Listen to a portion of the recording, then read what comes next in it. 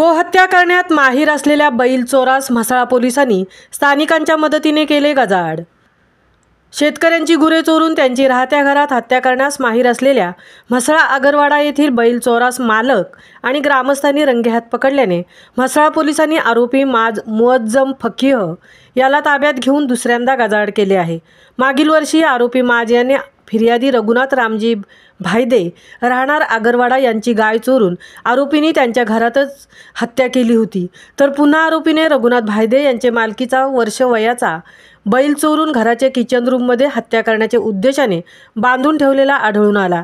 घटनेची अधिक माहिती घेतली असता दिनांक 27 नोव्हेंबर रोजी भायदे यांनी रोजच्याप्रमाणे मालकी गुरे सकाळी शेतजमीनमध्ये चरण्यासाठी सोडले असता ते त्याच सायंकाळी गोठ्यात आणण्यासाठी गेले असता त्यातील 4 वर्षाचा काळ्या रंगाचा बैल दिसून आला नाही।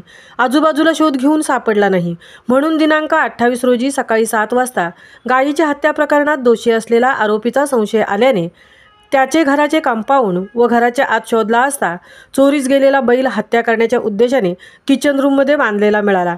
घटनेची खबर व फिर्याद रघुनाथ भायदे यांनी म्हसळा पोलिसांना दिली असता पोलिसांनी आरोपीला ताब्यात घेऊन त्याच्यावर गुन्हा रजिस्टर नंबर 113 नुसार भारतीय न्याय संहिता 2023 303(2) प्रमाणे गुन्हा दाखल केला आहे।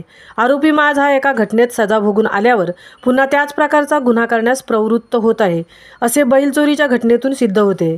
तसेच म्हसळ्यात गोवंशाची तस्करी, गोवंश हत्या, त्याचप्रमाणे गोवंश विक्रीसारखे गुन्हे नेहमी होत असल्याने पोलिसांनी त्यांच्यावर कडक कारवाई करण्याची मागणी आगरवाडा ग्रामस्थ व शेतकऱ्यांनी केली आहे।